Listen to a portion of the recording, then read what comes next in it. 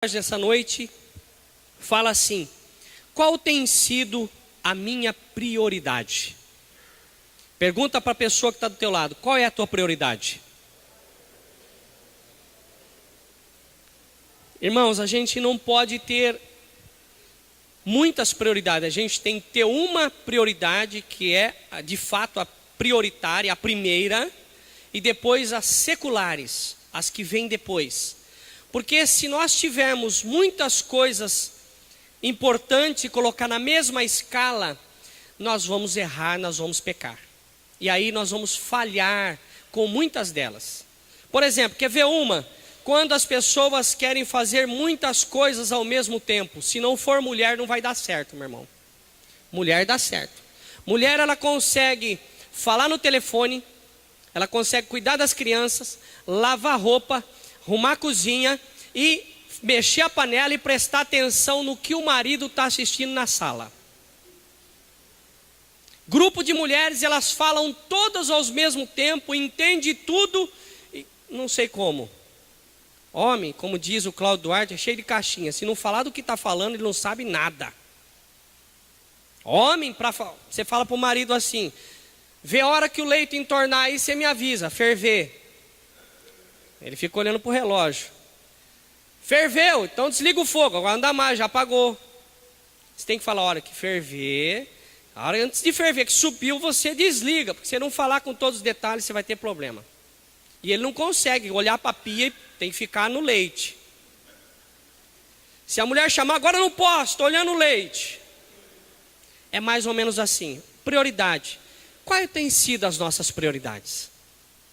Brincadeiras à parte, eu quero deixar aqui como introdução que Jesus, quando se trata de Cristo, quando se trata da igreja, eu quero dizer para você que Jesus não está à procura de fãs. Jesus não quer pessoas que sejam fã dele. Eu sou fã de Jesus, como é fã de tantas outras coisas. Jesus não quer fã. Ele quer pessoas que sejam discípulos, pessoas que sejam ensináveis, pessoas que queiram aprender, pessoas que aceitam ser disciplinado, pessoas que querem mudança, pessoas que almejam transformação em suas vidas. Jesus está à procura dessas pessoas. Deus, através de Jesus, não está procurando alguém que goste dele só por gostar. Aquele que você, de repente, você gosta de um ídolo, você coloca o cartaz na parede. Nós não devemos colocar Jesus na parede. Jesus está no céu ou no nosso coração. Não há. Jesus não pode ser dessa forma. Os discípulos, falando dos discípulos 12, eles procuravam imitar, aprender e depois saíram imitando Jesus, fazendo todas as coisas que ele tinha aprendido com o mestre. Por mais que eles passavam por lutas, por mais que eles passavam por dificuldades, eles eram imitadores de Cristo. As crianças procuram imitar os seus pais. As filhas, as meninas, quando vê a mãe usando um sapato, usando uma roupa, alguma coisa, daqui a pouquinho ela vai estar lá colocando o sapato da mãe. Se é o menino, vai estar fazendo a mesma coisa que o pai. Mas procura imitar. E nós devemos procurar, buscar incessantemente, imitar aquele que nós servimos. Independente se está dentro ou fora da igreja. E como texto, eu quero ler com você o que está escrito no livro de Lucas, capítulo de número 9, do versículo 23 ao 27. Nós vamos ler esses 5 versículos, 23 ao 27. A palavra de Deus, ela é inerrante. A palavra de Deus é o que tem que marcar a nossa vida, e esta palavra é que tem que direcionar aquilo que eu vou fazer. Olha o que diz a palavra do Senhor. E dizia a todos, Lucas 9, 23. E dizia a todos: se alguém quer vir após mim, a si mesmo se negue. Dia a dia tome a sua cruz e siga-me. Pois quem quiser salvar a sua vida, perdê-la-á. Quem perder a vida por minha causa, esse a salvará. Que proveito ao homem ganhar o mundo inteiro, se vier a perder-se ou ao causar dano a si mesmo? Porque qualquer que de mim e das minhas palavras se envergonhar, dele se envergonhará o Filho do Homem, quando vier na sua glória, e na do Pai e a dos santos anjos. Verdadeiramente vos digo, alguns há que aqui se encontram, que de maneira nenhuma passarão pela morte até que venham o reino de Deus. Senhor meu Deus, essa é a tua palavra. Quero lhe pedir, ó Deus, em nome de Jesus Cristo, que o Senhor fale através da minha vida, à tua igreja, ao teu corpo. Ó Deus, e aquilo que o Senhor não me usar, aquilo que eu não falar, que o Senhor diretamente do teu trono fale ao coração de cada um. Peço, Deus, que o meu eu diminua, para que o Senhor tome forma na minha vida, Deus, para que o Senhor apareça. Assim eu oro, Deus, te pedindo e já te agradeço em nome de Jesus. Eu creio que nesta noite você veio, além de ouvir a palavra de Deus, você tem algum propósito no seu coração. Eu sei que você tem aí algo que você está buscando, algo que você quer, que talvez você já tenha tentado com todas as suas forças, já buscou em vários caminhos, já tentou de várias formas, mas não obteve sucesso. Às vezes o nosso braço, a nossa força, o nosso esforço não consegue alcançar algo, mas Deus é aquele que providencia aquilo que precisamos. E eu creio que nesta noite Deus quer encontrar você de coração aberto para que Ele possa ministrar a palavra dEle. Eu quero dizer para você que, fazendo aqui a exposição do texto, no versículo 23 ele diz que, e dizia a todos, se alguém quer vir após mim, negue-se a si mesmo e tome a cada dia a sua cruz e siga-me. Primeira coisa que a palavra de Deus nos ensina nesse versículo, é que a palavra de Deus, ou a obra de Deus, ou ser cristão ou não, não é uma coisa obrigatória. Ninguém de vocês, ninguém de nós está aqui porque foi ali coagido, alguém colocou uma arma ou te obrigou a estar aqui. A gente percebe que a obra de Deus não é uma coisa forçada, ela tem que ser uma coisa espontânea. Eu tenho que desejar, eu tenho que querer. Quando se torna uma coisa obrigada, como se torna uma coisa que alguém está nos forçando, a gente não consegue tirar o máximo daquilo que estamos fazendo. Porque quando fazemos com amor, a gente consegue observar detalhes que não observaríamos se não tivesse o desejo de fazer. A palavra, ela tem que ser desejada. A palavra, ela tem que ser buscada de uma forma diferente. E quando ele diz, vinde após mim, é continuar fazendo o que Jesus fazia. Retornando na primeira, tem alguém que vem na igreja porque é obrigado a vir? Eu acredito que não. Eu acredito que você está aqui porque você tem um propósito, porque você tem um desejo, porque está no teu coração que Deus tem uma importância prioritária, Ele está em primeiro lugar, porque tinha muitas outras coisas para fazermos nessa noite. Uma noite de sexta-feira, dia dos namorados, estou vendo casais aqui. Poderia estar em qualquer outro lugar, mas talvez vão para qualquer outro lugar depois que se alimentarem, depois que estiver fortalecido e abastecido pela palavra do Senhor. Após mim, quantos de nós estamos na igreja vindo buscar a palavra de Deus? E estamos permitindo que Deus mude a nossa vida, a ponto de nós sermos imitadores de Cristo, alguém que procura, está desejando fazer a vontade de Deus. Porque, meu irmão, se nós viermos à igreja e não fizermos aquilo que Cristo espera que nós venhamos fazer, eu vou falar algo para você que pode até te chocar, mas está perdendo tempo. Não adianta eu vir na igreja se eu não estiver disposto. Não adianta eu vir na igreja se eu não abrir o meu coração. Deus não vai arrombar, Deus não vai forçar a entrada. Nós aprendemos na palavra de Deus que Deus bate na porta e quer ser convidado a entrar. Talvez nesta noite você está precisando dizer: Senhor, entra na minha vida. Muda, abala essa estrutura, faça de mim alguém diferente. Talvez, meu irmão, você já orou tantas vezes e a Deus não aconteceu nada, mas talvez essa oração saiu uma oração só fora, mas tem que ser algo que vem de dentro, algo que vem do nosso profundo, é algo que eu desejo mesmo. Talvez você precisa parar. Eu estou falando isso porque muitas pessoas oram sem dar uma paradinha. Quer ver um horário que é muito legal? Quando você fica sozinho em qualquer lugar. E aí você está esperando numa fila, você está esperando isso. Aquele momento é um momento de você falar com Deus. É um momento de Deus. Precisa estar de joelho, precisa. Meu irmão, Deus quer que nos ver prostrado espiritualmente, adoração. Nem todo mundo que fica de joelho está adorando a Deus. Nem todo que se põe de joelho, Deus recebe a oração. Não que você não tenha, eu estou te liberando de não ficar de joelho, não é isso. Eu estou dizendo que tem lugar que a gente não dá para ajoelhar. Mas eu quero dizer que há necessidade de nós falarmos com Deus o dia todo. E de repente, um minutinho ser mais especial do que o outro.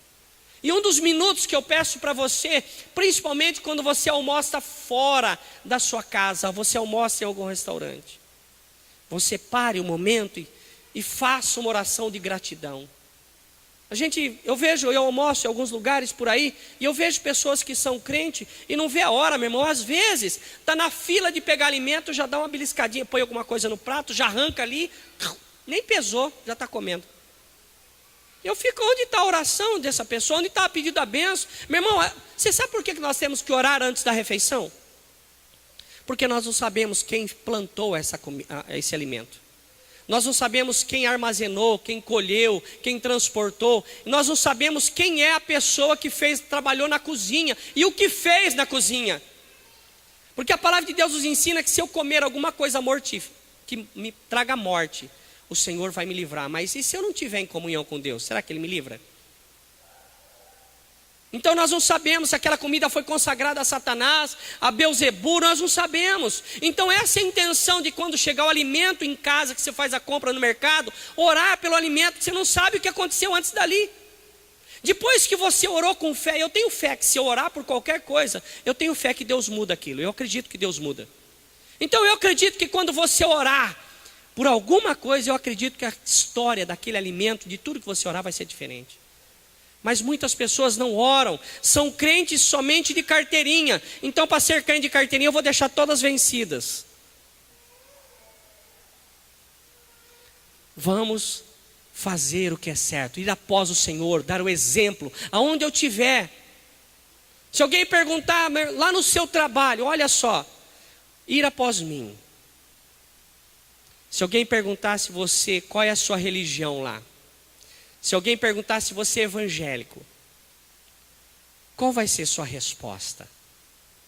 Eu não tinha nem esse problema, porque quando eu trabalhava lá no meu trabalho, no banco, os guardas da Protege, eles não me conheciam pelo nome, eles me conheciam como pastor. Então quando eles entravam no banco, eles já gritavam: "E aí, pastor, tudo bem? Ó, tudo jóia." Que nem fizeram esses dias com o marrom na cidade. Demos a paz do Senhor, mas hoje Ele me devolveu, Ele me encontrou na cidade. Paz do Senhor bem alto. Eu encontro Ele na rua, abro o vidro do carro assim, põe a cabeça para fora e dou a paz do Senhor. O quarteirão para.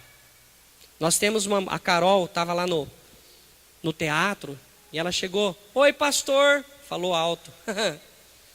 E eu tirei assim, vou tirar o microfone para fazer, né? Estava aquele converseiro assim.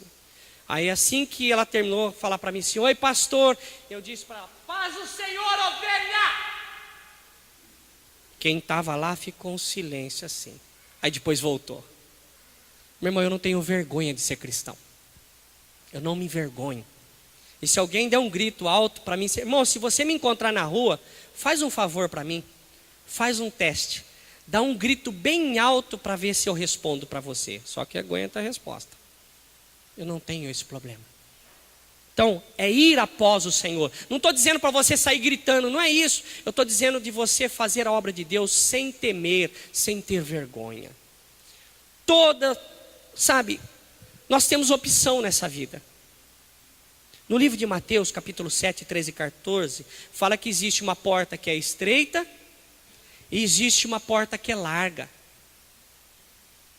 Nós temos opção nessa vida. Deus coloca para nós portas para nós escolher. Deus, em Deuteronômio 30, 19, Ele fala que Ele coloca diante de nós o bem e o mal, a bênção e a maldição. Quem é responsável pela escolha? É Deus que nos obriga a escolher alguma coisa? Meu irmão, eu estou estudando Apocalipse, e eu estava lendo, quando fala das taças. Irmãos, pessoas que por mais que passam por lutas, problemas, e que essas pessoas estão destinadas ao inferno mesmo, eu vou te dar uma dica: as pessoas que por mais que passam por problema, não conseguem falar, Deus me ajuda, não consegue se perdoar, não consegue se consertar, não consegue se falar com Deus, sabe? Pessoas que, se ela não mudar esse comportamento, vai ser uma pessoa falida. Quando as tentações, quando o problema vem sobre a nossa vida, nós devemos nos recorrer àquele que pode nos ajudar, ao invés de falar, ao invés de blasfemar contra Deus. Todas as coisas estão no controle de Deus. Se vem um problema sobre a nossa vida, Deus está no controle dele, basta eu pedir a ajuda dele. Lembra de Ezequias? Ezequias estava com a sua casa meio desarrumada. Deus de repente levanta Isaías, profeta maior, falou assim: vai lá na casa de Ezequias e diz a ele que ele vai morrer. Ezequias, pelo que nós entendemos, ele estava acamado, ele estava na cama, estava doente, talvez em fase terminal, talvez ele precisava fazer um testamento para dividir as coisas que eram de riqueza dele entre os filhos, eu não sei. De repente vem a notícia do profeta e diz a ele assim: olha, Deus mandou eu aqui para te dizer que você tem que arrumar a sua casa, que ele vai te matar, ele vai te recolher. Ezequias olha para a parede e faz uma oração, não ficou desesperado, não saiu gritando, não fez um pampeiro, ligou para o SAMU, não fez nada disso. O que ele fez? Virou para a parede e orou a Deus. Ele tinha comunhão, ele tinha uma opção ali, meu irmão. Ele poderia aceitar a morte, ele poderia aceitar o problema que o próprio Deus mandou dizer a ele. Ele poderia aceitar aquilo. Mas nele, ele não ficou preocupado com aquilo que disseram para ele, mas ele estava preocupado com aquele que tinha autoridade sobre todas as coisas. Ele virou para o lado e orou. E nós, meu irmão, quando chegamos num problema desse, quando recebemos uma notícia, quando temos qualquer situação, qual tem sido as nossas atitudes? Nós temos desesperados. Nós estamos fazendo o quê? Qual tem sido a nossa atitude? Meu irmão, é sexta-feira de libertação, nós devemos libertar dessas coisas que nos aprisionam nesse mundo. Coisas que vêm para nos derrotar, coisas que vêm e aí nós aceitamos. Nós pegamos e começamos a falar: ai, minha Joanete, ai, meu bico de papagaio, minha afta, minha dor de cabeça, minha dor no peito, minha dor na barriga, minha nada. Não pega isso para você e fala assim: barriga, em nome de Jesus você está liberta. Nós muitas vezes aceitamos de bom grado e contamos para a pessoa: para minha dor de cabeça eu tomo Neosaldina. Para minha dor de cabeça eu falo com Jesus. Ah, se eu comi qualquer coisa errada, estragada, não tem outra, vai dar dor de cabeça mesmo, vai dar problema. Mas se não, se for espiritual, a dor de cabeça tem que ser Jesus. E muitas opressões, tem pessoas que estão internadas, eu fui visitar, pessoas que estão acamadas, amarradas na cama, que nem louco. Dá tudo quanto é tipo de remédio, calmante dos maiores que existe, a pessoa não acalma. A loucura dela não é enfermidade, a loucura dela não é patológica, o problema dela é espiritual.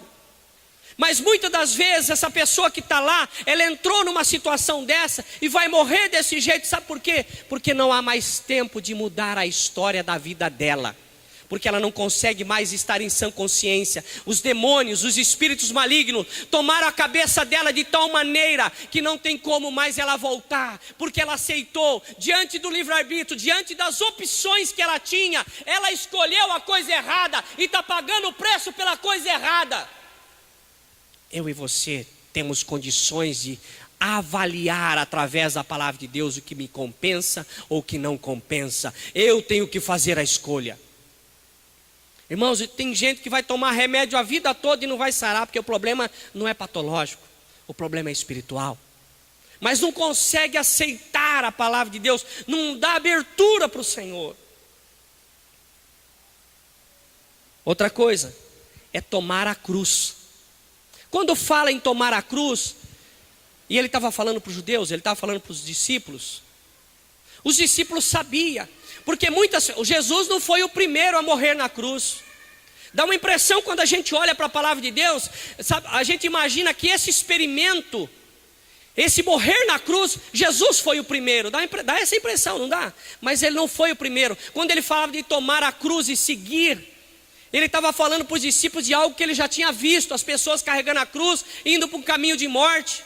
Mas a morte que a cruz nos proporciona não é a morte espiritual. O que a cruz nos proporciona é a morte da carne, o desejo das coisas que o mundo nos oferece. É esse desejo do mundo que nós devemos abandonar. Meu irmão, a palavra de Deus tem que ser o nosso tesouro, tem que ser a nossa riqueza. Eu sei que tem gente que deixa a Bíblia aberta na página lá, fica até amarela que nem ouro, mas não é isso que Deus quer. Deus quer essa palavra dentro de mim, dentro de você, mudando o meu caráter, mudando a minha vida. É assim que Deus quer. Tomar a cruz é, de repente, é pegar a cruz e seguir, é fazer o desejo de Deus, é fazer a vontade do Senhor. Por que chama de cruz, meu irmão? Porque somente quem é viciado em alguma coisa sabe a cruz que é para se libertar. Sabe a dificuldade que se tem para se libertar de um vício. E vício, meu irmão, que mata. Está trazendo câncer ali se for o cigarro. Está trazendo ali um problema muito sério se for a bebida. Está trazendo muito sério se for a droga. É um problema, a pessoa sabe disso, mas não consegue libertar. A cruz dela não é a esposa, não é o marido, é esse vício. Porque muitas das vezes esse vício, esse problema, esta cruz, a pessoa não tem força sozinha. E quando ela procura uma ajuda, ela não consegue encontrar ajuda. Porque ajuda, geralmente a pessoa quer algo em troca. E Jesus já deu tudo em troca, tudo que ele tinha que fazer, ele já fez. Por mim e por você, é o top, é o máximo, é morrer na cruz. E o versículo 24, ele fala, porque qualquer que quiser salvar a sua vida, perdê-la-á. Mas qualquer que por amor de mim perder a sua vida, a salvará. Às vezes esse negócio, essa palavra, ela é meio confusa. Perder para ganhar, nós vamos entender. Deus, quando ele enviou Jesus à terra, de certa maneira, naquele momento que ele enviou à terra, ele perdeu o filho dele. O filho dele não ficou mais lá com ele. Mas em compensação, ganhou quantos mais? Ele tinha um filho.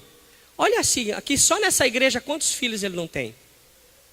Então, o perder é para ganhar.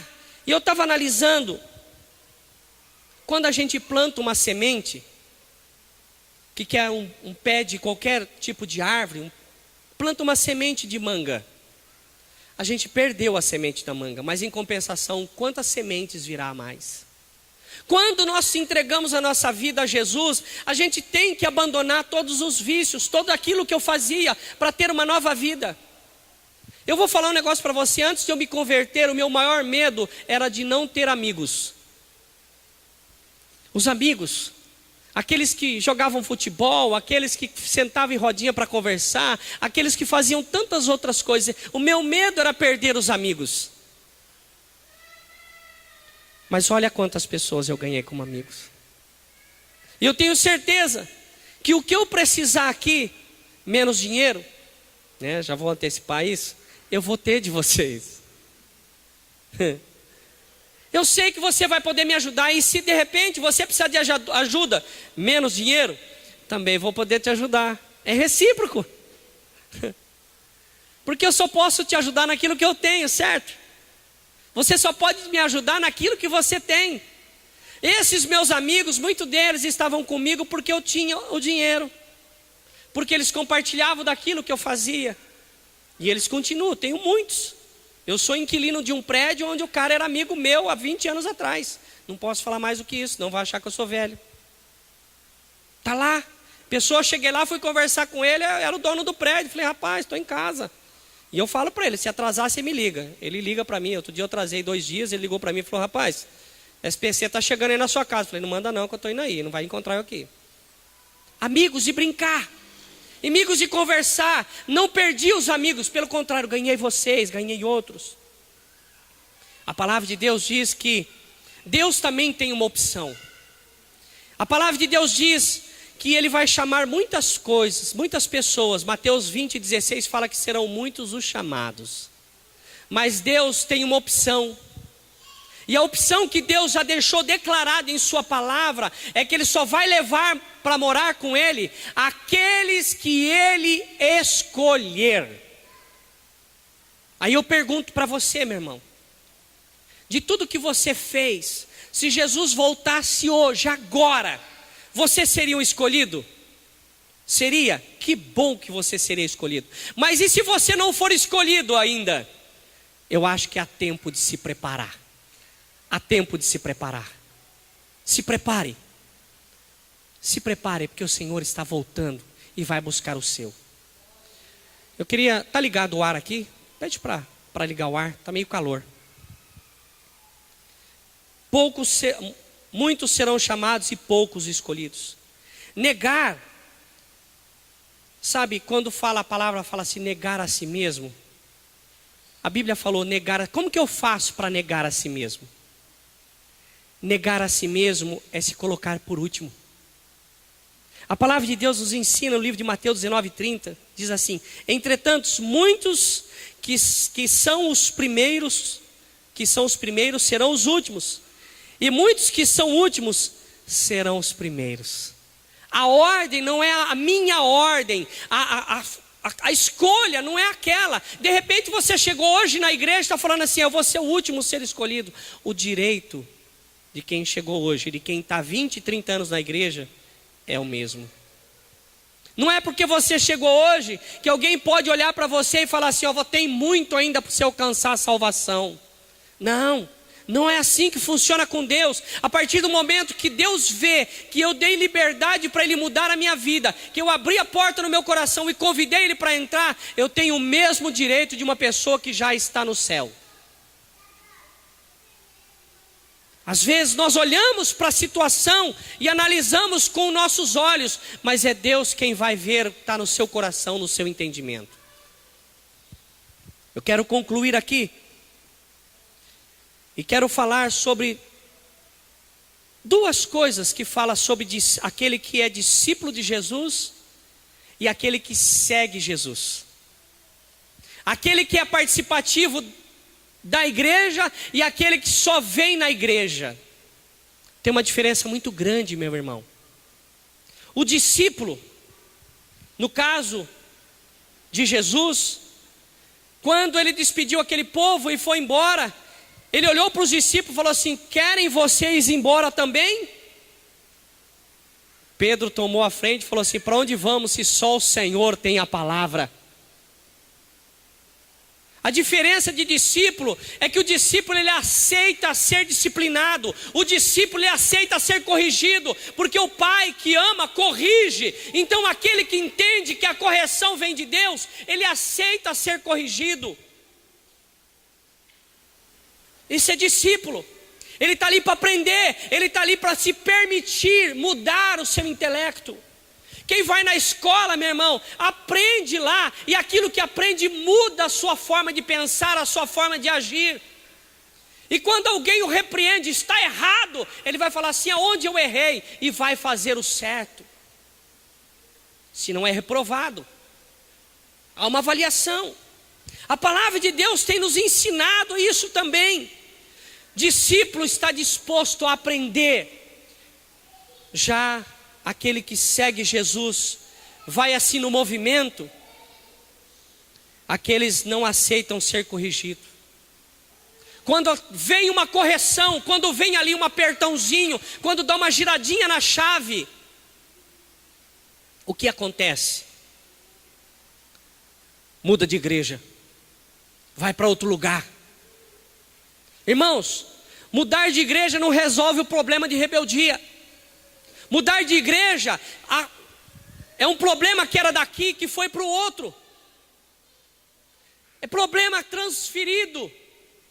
Nós devemos, se um dia, meu irmão, você tiver que sair dessa igreja, saia pela porta da frente, saia de bem com todo mundo. Discípulo aceita ser corrigido, senta no banquinho. Mas os rebeldes, os seguidores não aceitam isso. E sabe, meu irmão, seria muito bom que aquele que errasse sentasse no banco para aprender. Porque, meu irmão, é muito mais fácil nós ajudarmos quem já está aqui dentro, quando essa pessoa quer ser ajudada. Porque o evangelizar que eu estava falando para você, nós vamos lá no mundo e trazemos pessoas de lá, cheio de carrapicho, se uma ovelha, cheio de carrapicho, cheio de problema, fez um monte de coisa errada, está lá, bateu na mulher, matou o filho, fez isso, fez aquilo. Essa vida é importante para Jesus. É essa que o Senhor veio para buscar, veio para salvar. O ladrão da cruz, estava lá os dois na mesma condição. Os dois tinham a opção de se salvar, mas só um reconheceu em Cristo a sua salvação. Nós vamos para o mundo buscar as pessoas, vamos pegar ela cheia de problema, vamos trazer para a igreja, vamos corrigir ela, fazer com que qualquer dia ela ocupe, esteja pregando a palavra de Deus. Esse é o nosso desejo. Olha, isso aí estava no mundo, estava preso, era um viciado em droga, está aí, Deus o levantou, e aí agora é o mensageiro de Cristo. E nós entendemos que Deus chama aqueles que não são, para confundir aqueles que se acham ser alguma coisa. Quando nós vamos para o mundo, nós vamos buscar essa pessoa e buscar a transformação dela. Mas muitas das vezes, meu irmão, nós temos às vezes um pecado dentro da igreja, que alguém não está livre disso. E o desejo da igreja, que deveria ter a visão de evangelizar, quer pôr esse que errou para fora. Não é mais fácil corrigir quem está aqui dentro, gente? Já está aqui, já está no nosso meio, já podemos abraçar, já podemos falar com ele tete a tete, lembra da palavra, orar junto, fazer tudo que tem que ser feito. Muitas das vezes a igreja quer jogar essa pessoa para fora. Aí eu pergunto, aquele que vai embora está errado ou aquele que manda embora? Qual dos dois estão errados? Será que eles que foram embora, eles eram seguidores?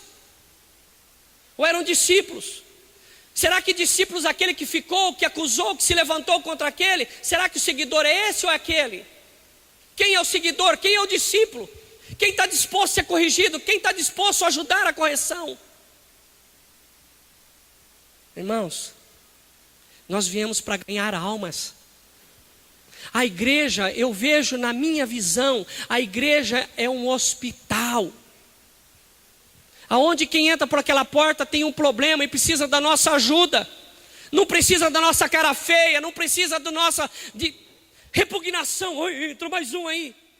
Eu lembro que há um tempo atrás eu cheguei aqui, passou um homem de rua. Ele tinha feito tudo na roupa. E eu estava ali de pé.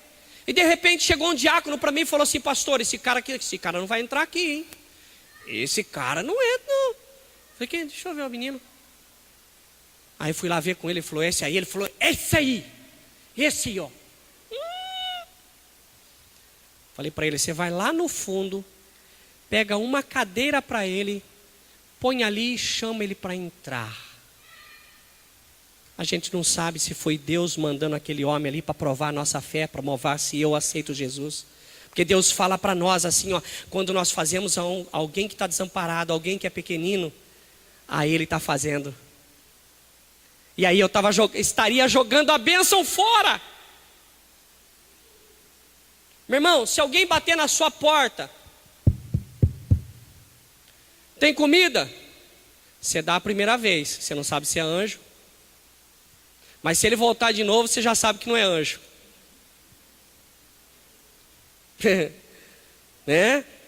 Se ele vier uma vez ali, nunca mais voltar, Senhor, olha, eu atendi o enviado do Senhor, um anjo do Senhor. Mas se o cara bater na sua porta todo dia, você fala assim, rapaz, esse aqui é restaurante é na rua de lá.